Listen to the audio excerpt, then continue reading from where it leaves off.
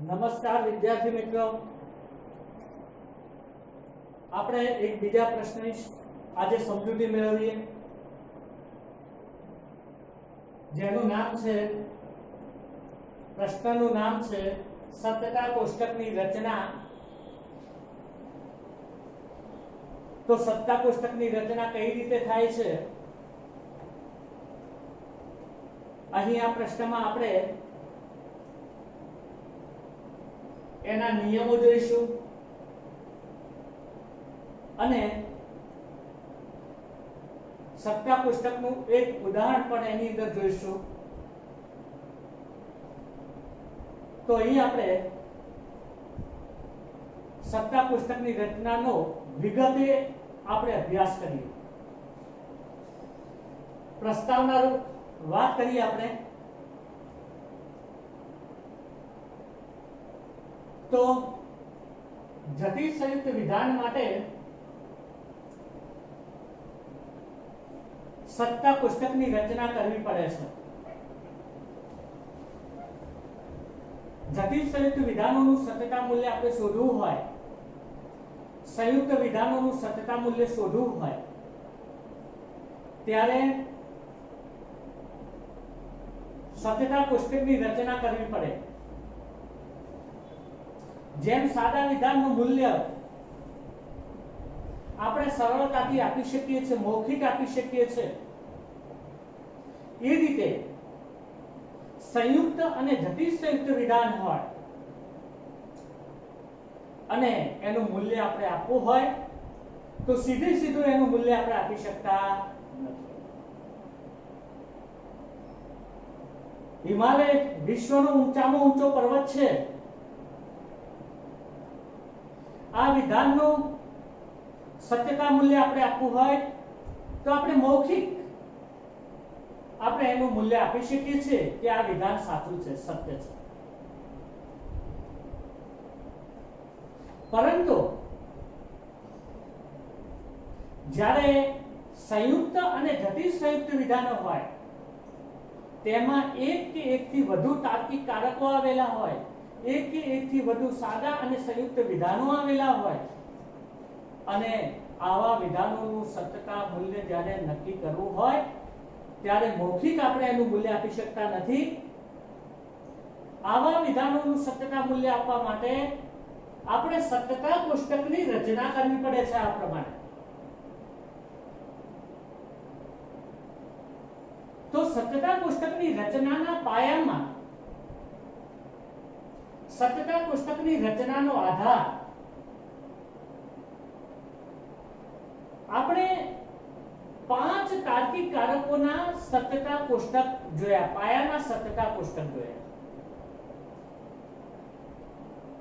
નિષેધ P નું, P સમુચય Q નું, P વિકલ્પન Q નું, P શરતી Q નું, P દ્વિશરતી Q નું સત્યતા કોષ્ટક આપણે જોયું. આ પાયારૂપ, આ તાર્કિક કારકોના પાયારૂપ કોષ્ટકો છે અને એના સત્યતા મૂલ્યના નિયમોને આધારે સત્યતા કોષ્ટકની રચના થાય છે. એના આધારે આપણે સંયુક્ત અને જટિલ સંયુક્ત જે વિધાનો છે અને એના મૂલ્યો આપણે આપી શકીએ છીએ. મૌખિક આવા સાદા અને આવા સંયુક્ત અને જટિલ સંયુક્ત વિધાનોના મૂલ્યો આપી શકાય નહીં, કારણ કે એમાં બીજા ઘણા વિધાનો આવતા હોય છે અને ઘણા તાર્કિક કારકો આવતા હોય છે અને તેથી આવા વિધાનોને એના મૂલ્યને સમજવા માટે આજે આપણે અહીંયા સત્તા કોષ્ટકની રચના છે એની સમજૂતી મેળવી રહ્યા છીએ. તો એના નિયમો છે એને ક્રમશઃ આપણે સમજવાનો પ્રયત્ન કરીએ. તો સૌથી પહેલા એમાં સ્તંભ અને હરોળનો અર્થ. તો મિત્રો, સત્તા કોષ્ટકની રચનામાં સ્તંભ અને હરોળની રચના કરવી પડે છે. અહીંયા તમે જોઈ શકો છો આ ઉદાહરણમાં કે એમાં સ્તંભ છે અને હરોળ છે દોરેલી છે, તો સત્તા કોષ્ટકની રચનામાં સ્તંભ અને હરોળ હોય છે, અને એના દ્વારા સત્તા કોષ્ટકની રચના થતી હોય છે. તો અહીંયા આપણે સૌથી પહેલા સ્તંભ એટલે શું અને હરોળ એટલે શું એનો અર્થ આપણે સમજીએ. તો સત્તા કોષ્ટકમાં અહીં તમે જોઈ શકો છો, સત્તા કોષ્ટકમાં ઊભા ખાનાને સ્તંભ કહેવામાં આવે છે. સત્તા કોષ્ટકના ઊભા ખાનાને સ્તંભ કહેવામાં આવે. જ્યારે સત્તા કોષ્ટકમાં આવેલા આડા ખાના છે તેને હરોળ કહેવામાં આવે છે. તો સત્તા કોષ્ટકમાં ઊભા ખાના છે એને સ્તંભ, અને સત્તા કોષ્ટકમાં આડા ખાના છે એને હરોળ કહેવામાં આવે છે. અહીંયા તમે જોઈ શકો છો કે 1 2 3 અને 4 છે આ સ્તંભો છે, જ્યારે 1 2 3 અને 4 છે એ હરોળ છે. સ્તંભ છે ઉપરથી નીચે તરફ જાય છે, હરોળ છે એ અહીંયા ડાબી બાજુથી જમણી બાજુ તરફ જાય છે, અને એને આપણે હરોળ કહીએ છીએ. તો સ્તંભ અને હરોળ નો ખ્યાલ મેળવ્યા પછી આપણે બીજા નંબરની વાત કરીએ, આગળના મુદ્દાની વાત કરીએ, સ્તંભના પ્રકારો. સ્તંભના પ્રકારો. તો સ્તંભ છે એના બે પ્રકાર છે. સ્તંભ છે એના બે પ્રકાર છે. એક આદ્ય સ્તંભ. આદ્ય સ્તંભ એટલે મુખ્ય સ્તંભ, અને બીજા નંબરનો છે એને આપણે ગૌણ સ્તંભ કહીએ છીએ. ગૌણ સ્તંભ એટલા માટે કહીએ છીએ કે એ આદ્ય સ્તંભને આધારે રચાયેલો હોય, માટે એને ગૌણ સ્તંભ કહીએ છીએ. આદ્ય સ્તંભમાં જે મૂલ્ય આપ્યા હોય છે એના આધારે અહીંયા મૂલ્ય પ્રદાન કરવાનું હોય છે ગૌણ સ્તંભમાં, એટલે અહીંયા આપણે એને ગૌણ સ્તંભો કહીએ છીએ. તો અહીં આપણે સૌથી પહેલા બે પ્રકારના સ્તંભો, આદ્ય સ્તંભ અને ગૌણ સ્તંભ, ક્રમશઃ એક પછી એક સ્તંભ અંગેની માહિતી આપણે મેળવીએ છીએ. સૌથી પહેલા આપણે આદ્ય સ્તંભની રચનાનો નિયમ સમજીએ. આદ્ય સ્તંભની રચનાનો નિયમ સમજીએ આપણે કે સત્તા કોષ્ટકમાં આદ્ય સ્તંભો કેટલા પાડવા. તો આદ્ય સ્તંભની સંખ્યા કેટલી હોય સત્તા કોષ્ટકમાં, કઈ રીતે પાડવી? તો આદ્ય સ્તંભ માટે જેટલા સાદા વિધાન હોય એટલા પ્રમાણમાં આદ્ય સ્તંભની રચના કરવી. સંયુક્ત અને જટિલ સંયુક્ત વિધાનમાં આપણે જ્યારે જોઈએ અને એની અંદર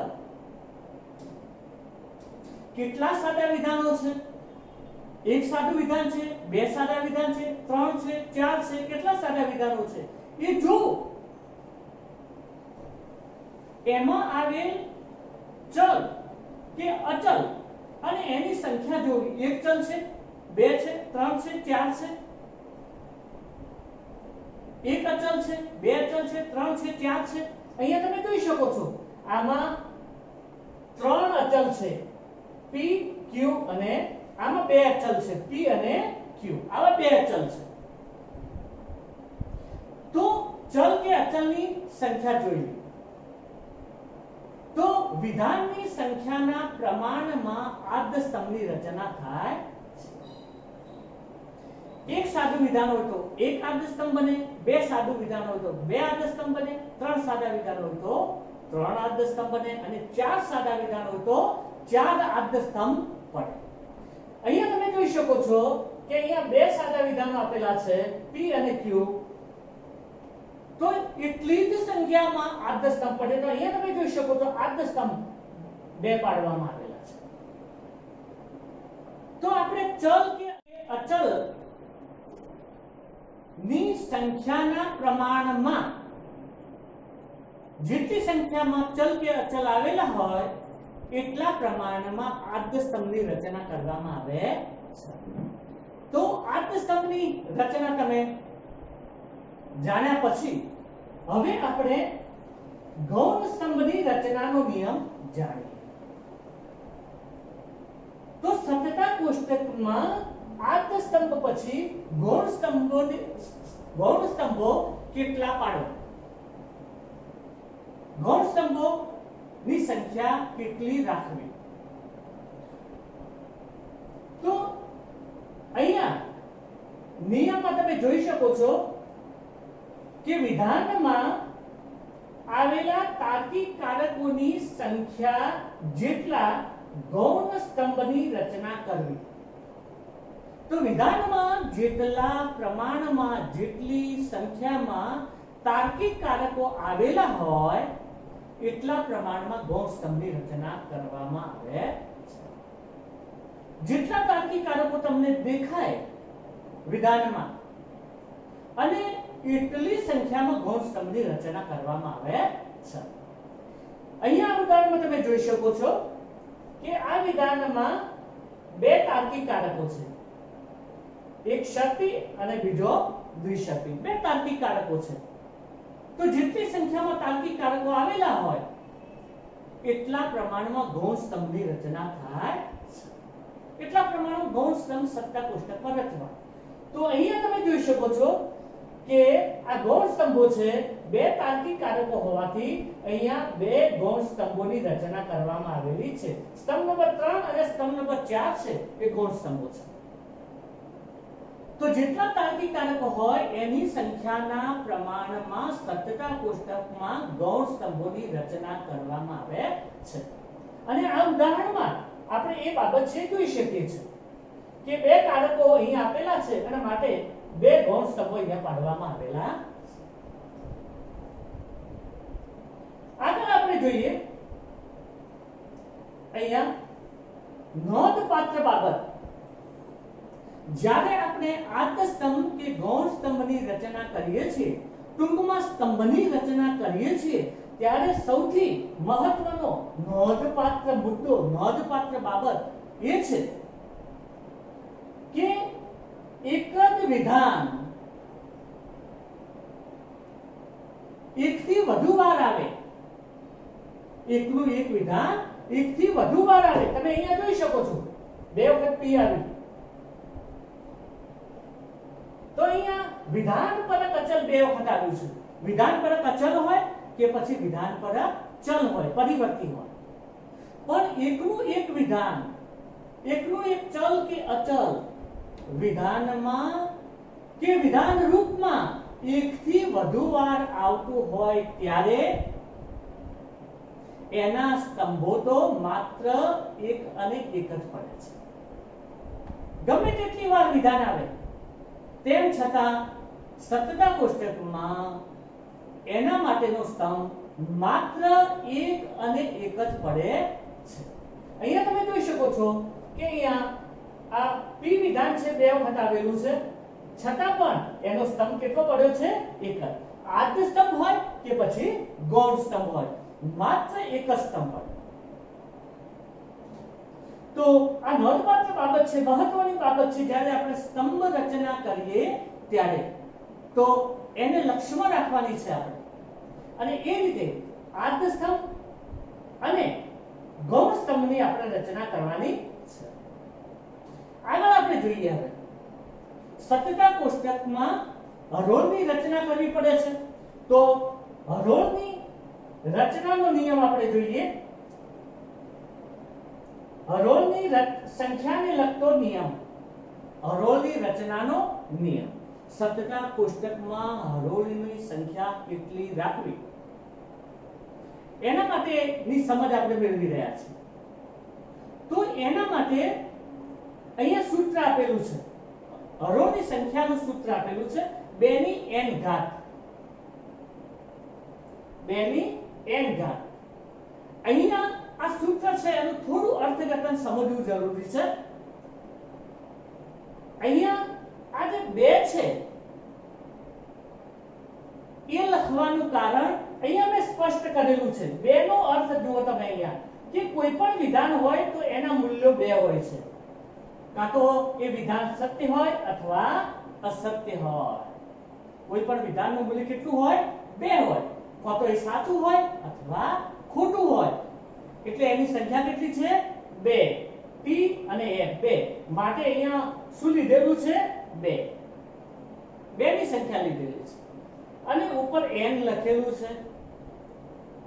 n નો અર્થ થાય છે સાદા વિધાનની સંખ્યા. વિધાનમાં સાદા વિધાનની સંખ્યા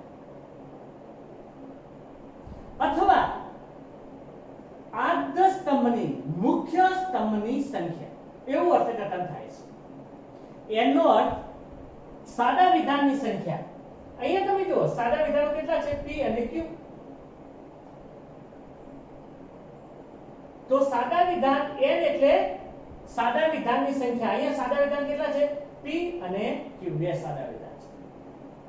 અને બીજા અર્થમાં કહીએ n એટલે આદ્ય સ્તંભ મુખ્ય સ્તંભની સંખ્યા. n એટલે આદ્ય સ્તંભ મુખ્ય સ્તંભની સંખ્યા. અહીંયા આદ્ય સ્તંભ છે, આ મુખ્ય સ્તંભ છે, એની સંખ્યા કેટલી છે? 1 અને 2. એવું અર્થઘટન અહીંયા n નું કરવામાં આવે છે. તો અહીંયા 2 જે લખેલું છે એ 2 મૂલ્યો છે p f એના માટે છે અને n એટલે સાદા વિધાનની સંખ્યા અથવા આદ્ય સ્તંભની કે મુખ્ય સ્તંભની સંખ્યા એવું આપણે અર્થઘટન કરવાનું છે. અહીંયા સાદા વિધાનની સંખ્યા કેટલી છે? 2 p અને q અને આદ્ય સ્તંભની સંખ્યા કેટલી છે?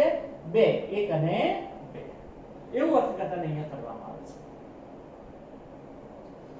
તો અહીંયા આપણે આ સૂત્રનું અર્થઘટન કર્યા પછી હવે આપણે હરોળની સંખ્યા સત્તા કોષ્ટકમાં કેટલી રાખવી એનું નિરીક્ષણ આપણે કરીએ. તો તમે જોઈ શકો છો વિદ્યાર્થી મિત્રો કે આદ્ય સ્તંભની સંખ્યા અહીંયા બે સ્તંભ આવેલા છે. એક આદ્ય સ્તંભની સંખ્યા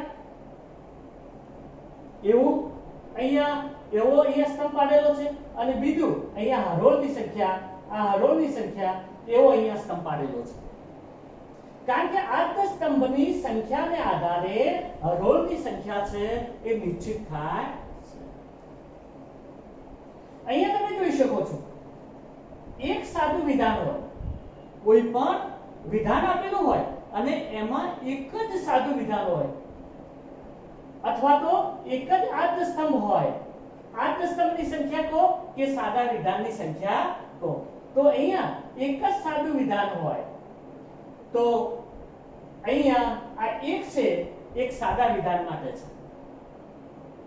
તો 2 ગુણ્યા 1 અહીંયા n ની જગ્યાએ આ 1 છે અને 2 ને 1 વડે આપણે ગુણીએ 2 ગુણ્યા 1 એટલે કેટલા થાય? 2 હરોળ પડે. તો અહીંયા એક સાદું વિધાન હોય તો હરોળ કેટલી પડે? 2 પડે. કારણ કે એક જ સાદું વિધાન હોય તો એના મૂલ્યની કેટલી શક્યતાઓ છે? 2.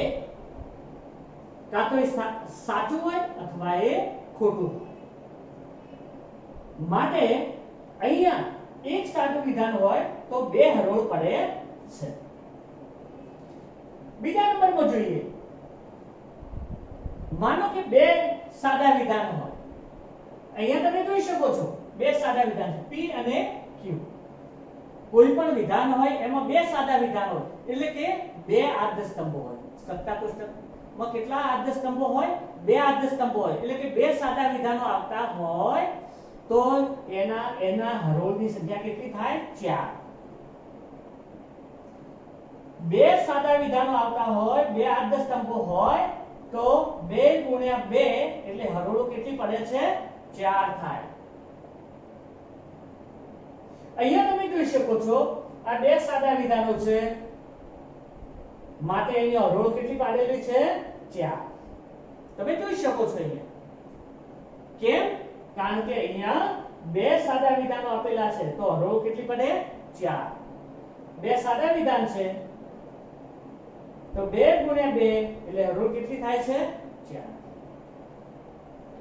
ત્રીજા નંબરમાં આપણે જોઈએ, જો 3 સાદા વિધાન હોય, કોઈ પણ વિધાન આપેલું હોય અને એની અંદર 3 સાદા વિધાન, એટલે કે 8-10 સ્તંભો કેટલા હોય? 3 હોય. અહીંયા 8-10 સ્તંભો લખ્યા છે, એ જ રીતે સાદા વિધાનો પણ છે. આ સાદા વિધાનો પણ છે. અહીંયા 8-10 સ્તંભો કહો કે સાદા વિધાનની સંખ્યા કહો, તો 3 જો 8-10 સ્તંભ આવેલા હોય, એટલે કે 3 સાદા વિધાન જો કોઈ વિધાનમાં આવતા હોય, જેમ અહીંયા 2 સાદા વિધાનો આવે છે P અને Q, એવા કોઈ વિધાનની અંદર 3 સાદા વિધાન આવતા હોય તો એની અંદર હરોળો કેટલી પડે છે? 8. કારણ કે એક સાદું વિધાન હોય તો એના મૂલ્યની 2 શક્યતાઓ છે, કાં તો એ સાચું હોય અથવા ખોટું હોય. 2 સાદા વિધાનો હોય તો એના મૂલ્યની 4 શક્યતાઓ થાય છે, કાં તો બંને સાચા હોય, કાં તો બંને ખોટા હોય, કાં તો T F મૂલ્ય હોય અથવા F T મૂલ્ય હોય. એટલે ચાર પ્રકારના મૂલ્યોની શક્યતા છે 2 સાદા વિધાન હોય તો. અહીંયા તમે જોઈ શકો છો, જો 2 સાદા વિધાન હોય તો 4 શક્યતાઓ છે, કાં તો બંને સાચા હોય, કાં તો બંને ખોટા હોય, કાં તો T F હોય અથવા F T હોય, P Q ના મૂલ્ય. એમ અહીંયા જો 3 સાદા વિધાન હોય તો એના મૂલ્યની કેટલી શક્યતાઓ થાય છે? 8 શક્યતાઓ થાય છે. એટલે એમાં 8 હરોળ પડે છે. હવે અહીંયા સાદા વિધાનની સંખ્યા કેટલી છે? 3. એટલે 2 ગુણ્યા 2 એટલે 2 દુ 4 અને 4 દુ 8, 8 હરોળ પડે છે. 3 સાદા વિધાન હોય તો વિદ્યાર્થી મિત્રો કેટલી હરોળ પડે? 8 હરોળ પડે. કારણ કે એના મૂલ્યની શક્યતાઓ કેટલી થાય છે? 8. જેમ અહીંયા તમે જોઈ શકો છો 4 શક્યતાઓ છે 2 સાદા વિધાન હોય તો, એમ 3 સાદા વિધાન હોય તો હરોળો 8 પડે. એનું કારણ એના મૂલ્યની કુલ 8 શક્યતાઓ છે. અને જો 4 સાદા વિધાન હોય, વિધાનમાં 4 સાદા વિધાનો આપેલા હોય તો એના મૂલ્યની 16 શક્યતાઓ થાય છે. અહીંયા તમે જોઈ શકો છો તો 4 વિધાનો આપેલા છે, એટલે 2 ગુણ્યા 2 ગુણ્યા 2 ગુણ્યા 2 એટલે 2 દુ 4, 4 દુ 8 અને 8 દુ ના 16, 16 શક્યતાઓ કુલ થાય છે. તો એક સાદું વિધાન હોય તો 2 હરોળ પાડવી, 2 સાદા વિધાન હોય તો 4 હરોળ પાડવી, 3 સાદા વિધાન હોય તો 8 હરોળ પાડવી અને 4 સાદા વિધાન હોય તો 16 હરોળ પાડવી.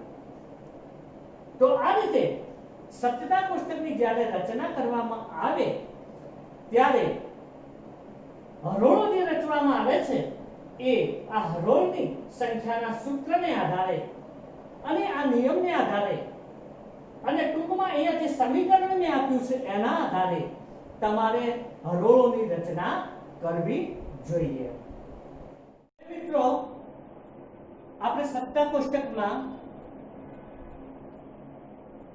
સ્તંભોમાં આદ્ય સ્તંભો છે તેમાં અને ગૌણ સ્તંભો છે તેમાં P F ની ગોઠવણીનો નિયમ જોઈએ આપણે. તો સત્તા કોષ્ટકમાં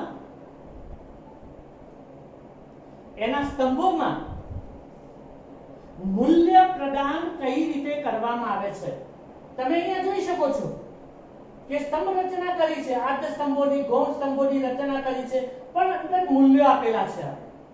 T F એવા મૂલ્યો આપેલા છે. તો T F ની ગોઠવણી અહીંયા કઈ રીતે કરવી, T અને F મૂલ્ય કઈ રીતે આપવું સત્તા કોષ્ટકમાં, અને એની સમજ આપણે મેળવવા જઈ રહ્યા છીએ. તો સૌથી પહેલા આપણે બે પ્રકારના સ્તંભો છે, આદ્ય સ્તંભ અને ગૌણ સ્તંભ. એમાં સૌથી પ્રથમ આદ્ય સ્તંભોમાં મૂલ્ય પ્રદાન કઈ રીતે થાય છે એ આપણે સમજીએ. એક આદ્ય સ્તંભ હોય તો મૂલ્ય પ્રદાન કઈ રીતે થાય છે, 2 આદ્ય સ્તંભ હોય તો મૂલ્ય પ્રદાન કઈ રીતે થાય છે, 3 આદ્ય સ્તંભ હોય તો મૂલ્ય પ્રદાન કઈ રીતે થાય છે, અને 4 આદ્ય સ્તંભ હોય તો મૂલ્ય પ્રદાન કઈ રીતે થાય છે. વધુમાં વધુ 4 આદ્ય સ્તંભ હોઈ શકે, એનાથી વિશેષ આદ્ય સ્તંભ હોઈ શકે નહીં સત્તા કોષ્ટક. એટલે અહીંયા આપણે આદ્ય સ્તંભમાં મૂલ્ય પ્રદાન સમજીએ. તો સૌથી પહેલા આપણે એક આદ્ય સ્તંભ હોય, એક જ આદ્ય સ્તંભ હોય તો મૂલ્ય પ્રદાન કઈ રીતે કરવું? તો એક જ આદ્ય સ્તંભ હોય તો એની નીચે T અને F એવા મૂલ્યો આપી દો. એક આદ્ય સ્તંભ હોય તો બે હરોળો પડશે, તો એક જ આદ્ય સ્તંભ હશે તો એના નીચે TF મૂલ્ય આપી દેવાનું. બે આદ્ય સ્તંભ હોય તો એક આદ્ય સ્તંભ હોય તો એની નીચે TF મૂલ્ય આપવું. એક સ્તંભ હોય તો જો બે આદ્ય સ્તંભ હોય, સપ્તકા કોષ્ટકમાં બે આદ્ય સ્તંભ હોય, અહીંયા તમે જોઈ શકો છો બે આદ્ય સ્તંભો છે, તો મૂલ્ય પ્રદાન કઈ રીતે કરવું? તો તમે અહીંયા જોઈ શકો છો કે પહેલા સ્તંભની નીચે 2T અને 2F એવા મૂલ્યો આપવા. પ્રથમ આદ્ય સ્તંભ છે એમાં 2T અને 2F, 2T અને 2F એવા મૂલ્યો આપવા. જ્યારે બીજા આદ્ય સ્તંભની અંદર TF એવું મૂલ્ય પ્રદાન કરવું. જ્યારે બીજા સ્તંભમાં આદ્ય સ્તંભમાં TF એવું મૂલ્ય પ્રદાન કરવામાં આવે છે. તો તમે વિદ્યાર્થી મિત્રો જોયું કે એક જ જો બે આદ્ય સ્તંભો હોય તો પહેલા આદ્ય સ્તંભમાં 2T અને 2F, બીજા સ્તંભમાં TF એવા મૂલ્યો આપવા, જે મેં અહીંયા નિયમમાં નોંધ કરેલા છે. આ રીતે સપ્તકા કોષ્ટકમાં જો 3 આદ્ય સ્તંભો હોય, કેટલા? 3 આદ્ય સ્તંભો હોય તો મૂલ્ય પ્રદાન કઈ રીતે કરવું? તો તમને ખબર છે કે 3 આદ્ય સ્તંભો હોય તો એના મૂલ્યની 8 શક્યતાઓ છે, એટલે 8 હરોળો પડશે. આમ 3 આદ્ય સ્તંભ, એક સાદું વિધાન હોય તો 2 હરોળ પડે, 2 સાદા વિધાન હોય તો 4 હરોળ પડે, કારણ કે 4 મૂલ્યની શક્યતાઓ છે. એમ જો 3 સાદા વિધાનો હોય, 3 સાદા વિધાનો હોય, 3 આદ્ય સ્તંભો હોય તો પ્રથમ આદ્ય સ્તંભમાં 4T અને 4F એમ લખવું. પહેલો આદ્ય સ્તંભ છે એમાં 4T અને 4F એવું મૂલ્ય પ્રદાન કરવું. અહીંયા લખેલું છે 3 આદ્ય સ્તંભ હોય તો પહેલા આદ્ય સ્તંભમાં 4T અને 4F એ રીતે મૂલ્ય પ્રદાન કરવું. બીજા આદ્ય સ્તંભમાં 2T 2F 2T 2F એમ મૂલ્ય પ્રદાન કરવું. બીજા સ્તંભમાં શું કરવાનું? 2T 2F 2T 2F એમ છેક સુધી 8મી હરોળ સુધી અનુક્રમે મૂલ્ય પ્રદાન કરતા જવું. અને ત્રીજા સ્તંભમાં આપણે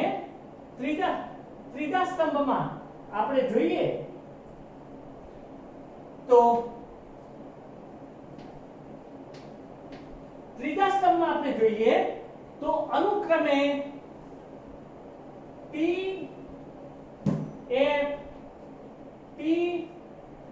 F એવા મૂલ્યો આપતા જવું. ત્રીજા સ્તંભમાં શું કરવાનું છે?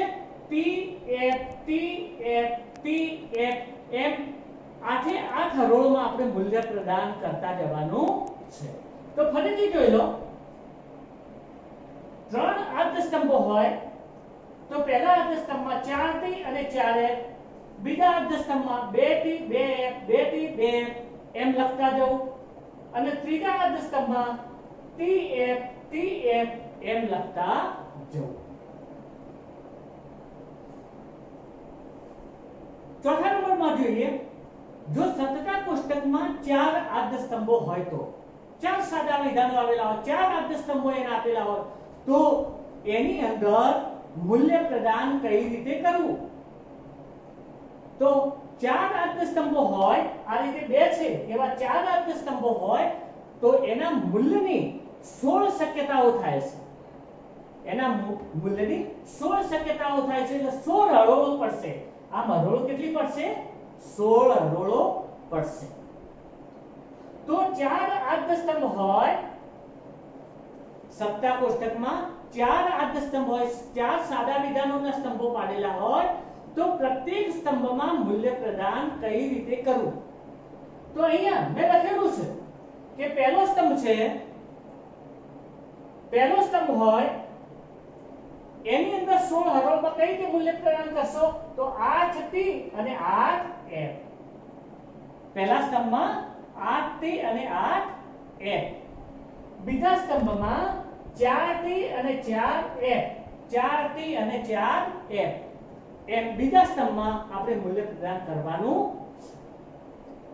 ત્રીજા સ્તંભની વાત કરીએ તો 2T 2F. 2T 2F. એમ આપણે છેક સુધી મૂલ્ય પ્રદાન કરતા જવાનું છે 16 હરોળ સુધી. ત્રીજા સ્તંભમાં શું કરવાનું છે? 2T લખવાના અને 2F. એવી રીતે છેક સુધી 16 હરોળ સુધી આપણે આવા મૂલ્ય આપતા જવાનું છે 16 હરોળ સુધી.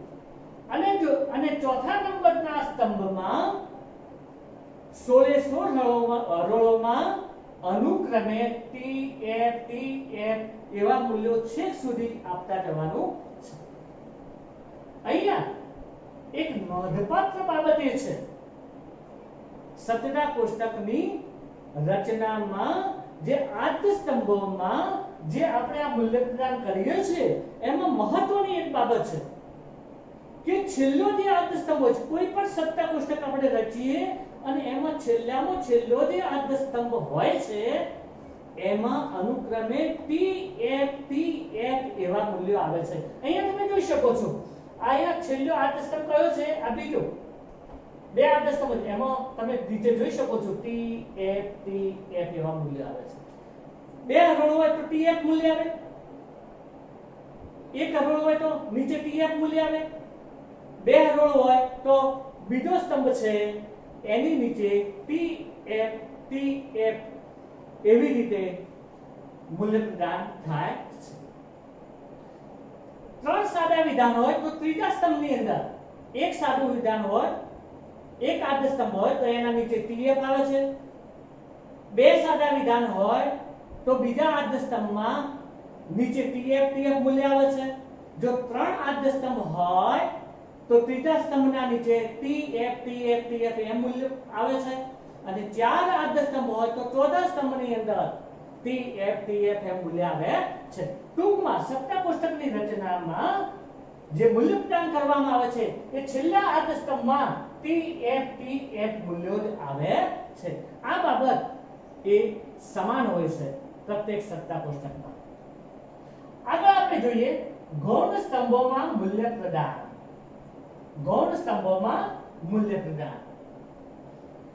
તો આદ્ય સ્તંભોમાં તો મૂલ્ય પ્રદાન આપણે જોઈ લીધું કે એક જ આદ્ય સ્તંભ હોય તો નીચે TF મૂલ્ય આપીએ છીએ. બે આદ્ય સ્તંભો હોય તો પહેલા આદ્ય સ્તંભની અંદર આપણે 2T અને 2F મૂલ્ય આપીએ છીએ, બીજા આદ્ય સ્તંભમાં TF TF મૂલ્ય આપીએ છીએ. ત્રણ આદ્ય સ્તંભો હોય તો એની અંદર આપણે 4T અને 4F, 2T અને 2F અને ત્રીજા સ્તંભમાં TF TF એમ મૂલ્યો આપીએ છીએ. અને ચાર સાદા વિધાનો હોય, 8 હરોળો હોય તો પહેલા સ્તંભની અંદર 8T અને 8F, બીજા સ્તંભની અંદર 4T અને 4F, ત્રીજા સ્તંભની અંદર 2T અને 2F અને છેલ્લા સ્તંભની અંદર ચોથા આદ્ય સ્તંભની અંદર TF TF એવા મૂલ્યો આપવામાં આવે છે. તો હવે આપણે ગૌણ સ્તંભની અંદર મૂલ્ય પ્રદાન કઈ રીતે કરવામાં આવે છે એ બાબત આપણે હવે જોવા જઈ રહ્યા છીએ. તો ગૌણ સ્તંભમાં મૂલ્ય પ્રદાન કરતી વખતે વિધાનમાં જે તાર્કિક કારકો આવેલા છે એ તાર્કિક કારકોના સત્યતા મૂલ્યના નિયમોને આધારે ગૌણ સ્તંભોમાં મૂલ્ય પ્રદાન કરવામાં આવે છે. સંક્ષેપમાં ટૂંકમાં કહેવું હોય તો ગૌણ સ્તંભોમાં મૂલ્ય પ્રદાન કઈ રીતે કરવામાં આવે છે? તો ગૌણ સ્તંભોમાં તાર્કિક કારકોના સત્યતા મૂલ્યના જે નિયમો છે એના આધારે મૂલ્ય પ્રદાન કરવામાં આવે છે. સમુચયનો નિયમ તમને ખબર છે કે બંને સમુચિતો સત્ય હોય તો સમુચય વિધાન સત્ય લખવાનું, બાકી અસત્ય લખવાનું. વિકલ્પન માં બંને વિકલ્પો અસત્ય હોય તો વિકલ્પન વિધાન અસત્ય લખવાનું, બાકી સત્ય લખવાનું. શરતીમાં પૂર્વાંક સત્ય હોય, ઉત્તરાંક અસત્ય હોય તો શરતી વિધાન છે અસત્ય લખવાનું, બાકી સત્ય લખવાનું. દ્વિશરતીમાં બંને ઘટકરૂપ વિધાનો કાં તો સાચા હોય અથવા બંને ઘટકરૂપ વિધાનો ખોટા હોય, અસત્ય હોય તો દ્વિશરતી વિધાન સત્ય લખવાનું, બાકી અસત્ય લખવાનું. ટી એફ કે એફ ટી હોય તો અસત્ય લખવાનું. અને નિષેધમાં ટી હોય તો એફ કરવાનું, એફ હોય તો ટી કરવાનું. એટલે કે મૂળ વિધાન સાચું હોય તો એનો નિષેધ અસત્ય કરવાનો અને મૂળ વિધાન અસત્ય હોય તો તેનો નિષેધ સત્ય કરવાનો. આ રીતે જે તાર્કિક કારકો છે 5 અને એના જે સત્યતા મૂલ્યના નિયમો છે એના આધારે આ ગૌણ સ્તંભો છે એમાં મૂલ્ય પ્રદાન કરવામાં આવે છે. તો તાર્કિક કારકોના સત્યતા મૂલ્યના નિયમોને આધારે ગૌણ સ્તંભોમાં મૂલ્ય પ્રદાન થતું હોય છે. અહીંયા આપણે જોઈ શકીએ છીએ કે અહીંયા તાર્કિક કારકો કેટલા છે? એક શરતી છે અને બીજો દ્વિશરતી છે. બે તાર્કિક કારકો છે. એટલે અહીંયા ગૌણ સ્તંભો કેટલા પડ્યા છે? 2. ત્રીજો અને ચોથો છે કેવા છે? ગૌણ સ્તંભો છે. અહીંયા આપણે જોઈ શકીએ છીએ સ્તંભ નંબર 3 અને સ્તંભ નંબર 4 આ બંને કેવા છે? ગૌણ સ્તંભો છે. અને ત્રીજા અને ચોથા સ્તંભમાં જે મૂલ્ય પ્રદાન કરવામાં આવેલું છે એ તાર્કિક કારકોના સત્તા મૂલ્યના નિયમને આધારે કરવામાં આવેલું છે. આપણે અહીંયા જોઈ શકીએ છીએ આ સત્તા કોષ્ટકમાં કઈ રીતે આ ગૌણ સ્તંભોમાં મૂલ્ય પ્રદાન થયું છે તાર્કિક કારકોના નિયમોને આધારે એ બાબત આપણે જોઈએ. તો અહીંયા તમે જોઈ શકો છો કે આ ત્રીજા સ્તંભમાં વિધાન કયું છે? પી શરતી ક્યુ. તો કયું કારક છે? શરતી. તો અહીંયા આ સ્તંભમાં જે મૂલ્ય પ્રદાન કર્યું છે એ શરતી તાર્કિક કારકના સત્યતા મૂલ્યના નિયમને આધારે અને વિધાન અને સ્તંભ નંબર 1 અને સ્તંભ નંબર 2 સ્તંભ નંબર 1 અને સ્તંભ નંબર 2 P નો સ્તંભ પહેલો અને Q નો સ્તંભ છે બીજો. તો સ્તંભ 1 અને 2 અને એમાં શરતી તાર્કિક કારક છે એના સત્યતા મૂલ્યના નિયમને આધારે આ સ્તંભ નંબર 3 છે ગૌણ સ્તંભ છે એમાં મૂલ્ય પ્રદાન કરેલું છે. ટૂંકમાં શરતી તાર્કિક કારકના નિયમને આધારે અહીંયા મૂલ્ય પ્રદાન કરેલું છે. તો શરતીનો નિયમ શું છે? ટી એફ હોય તો જ એફ થાય. પૂર્વાંક સત્ય હોય, ઉત્તરાંક અસત્ય હોય એવા વિધાનોની સામે એફ મૂલ્ય આપી દેવાનું. તો અહીંયા તમે જોઈ શકો છો એક એક હરોળ જોઈએ તો એ બીજી હરોળમાં ટી એફ મૂલ્ય છે. પૂર્વાંક સત્ય છે, ઉત્તરાંક અસત્ય છે, માટે અહીંયા શરતી વિધાન કેવું બન્યું છે? અસત્ય. બાકીની હરોળ નંબર 1, 3 અને 4 માં ટી એફ એવું મૂલ્ય કોઈ પણ હરોળમાં નથી, માટે ત્યાં મૂલ્ય કેવું બન્યું છે? સત્ય બન્યું છે. ટી એફ હોય તો જ એફ થાય, બાકી શું થાય? ટી. તો બાકી બધે શું લખ્યું છે? આપણે ટી એવું મૂલ્ય આપ્યું છે. અને કઈ રીતે મૂલ્ય પ્રદાન કર્યું છે એ અહીંયા મેં નીચે આ સ્તંભની નીચે લખ્યું છે. સ્તંભ નંબર 1 અને 2 અને શરતી તાર્કિક કારકના સત્યતા મૂલ્યના નિયમ પ્રમાણે આ સ્તંભ નંબર 3 માં મૂલ્ય પ્રદાન કરવામાં આવેલું છે. તો અહીંયા શરતી કારક હતું તો એના આધારે રચાયેલું આ વિધાન અને એના આધારે અહીંયા ગૌણ સ્તંભમાં મૂલ્ય પ્રદાન કર્યું ત્રીજા નંબરમાં. એ જ અહીંયા બીજું દ્વિશરતી તાર્કિક કારક છે. અને દ્વિશરતી તાર્કિક કારક છે એના આધારે અહીંયા રચાયેલું આ જે વિધાન છે આ ગૌણ સ્તંભ છે એની અંદર આપણે મૂલ્ય પ્રદાન કઈ રીતે થાય છે એ જોઈએ. તો અહીંયા દ્વિશરતી તાર્કિક કારક છે એટલે દ્વિશરતી તાર્કિક કારકના સત્યતા મૂલ્યના નિયમને આધારે ગૌણ સ્તંભમાં મૂલ્ય પ્રદાન કરીશું. કારણ કે ગૌણ સ્તંભોમાં મૂલ્ય પ્રદાન શાના આધારે થાય છે? તાર્કિક કારકોના સત્યતા મૂલ્યના નિયમને આધારે. તો દ્વિશરતીનો સત્યતા મૂલ્યનો નિયમ કયો છે? કાં તો બંને વિધાનો સત્ય હોય, ઘટકરૂપ વિધાનો સત્ય હોય અથવા બંને ઘટકરૂપ વિધાનો અસત્ય હોય તો અને તો દ્વિશરતી વિધાન કેવું બને? સત્ય બને, બાકી કેવું બને? અસત્ય. તો અહીંયા જોઈ શકો છો હરોળ નંબર 1 અને હરોળ નંબર 4 એમાં જે બંને ઘટકરૂપ વિધાનો છે અહીંયા તમે જોઈ શકો છો આના બંને ઘટકરૂપ વિધાનો કયા છે એક છે p શરતી q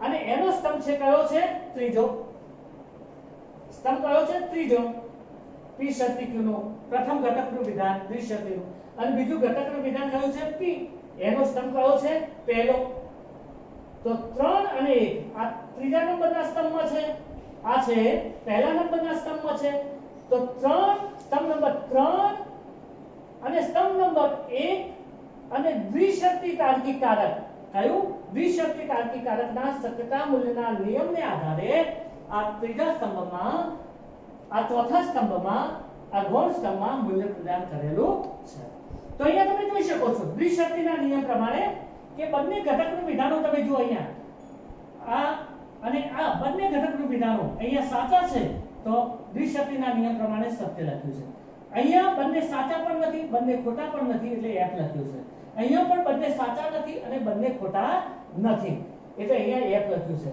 અને અહીંયા તમે જોઈ શકો છો ચોથા નંબરની હરોળમાં બંને જે ઘટકરૂપ વિધાનો છે એ કેવા છે અહીંયા પણ બંને સાચા પણ નથી અને બંને ખોટા પણ નથી માટે અહીંયા શું લખ્યું છે f તો બંને સાચા હોય તો પણ સત્ય થાય બંને ખોટા હોય તો પણ સત્ય થાય અહીંયા બંને સાચા પણ નથી બીજી ત્રીજી અને ચોથી હરોળમાં અને બંને ખોટા પણ નથી માટે અહીંયા બીજી અને ત્રીજી અને ચોથી હરોળમાં કેવા મૂલ્ય આવ્યા છે f મૂલ્ય આવ્યા છે અને આ બાબત અહીંયા આપણે નીચે લખેલી છે સ્તંભોમાં છેલ્લે આપણે અહીંયા સત્તા કોષ્ટકની રચનામાં અહીંયા આપણે આ ઉદાહરણ છે એ પણ સાથે જોયું છે તો સત્તા કોષ્ટકમાં સ્તંભ રચના કઈ રીતે થાય છે આદ સ્તંભો કઈ રીતે રચાય છે ગૌણ સ્તંભો કઈ રીતે રચાય છે એમાં હરોળની રચના કઈ રીતે થાય છે એ તમામ બાબતો છે એ આ ઉદાહરણ દ્વારા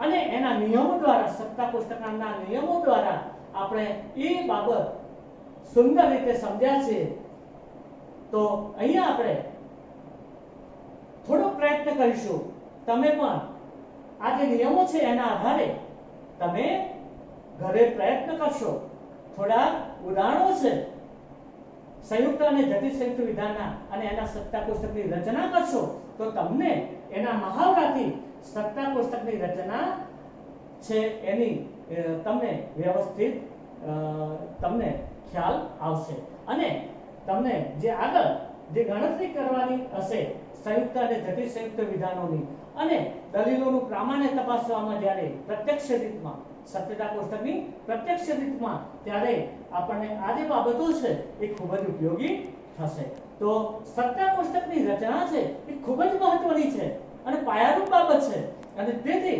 અવશ્ય વિદ્યાર્થી મિત્રોએ આને તૈયાર કરવાનું છે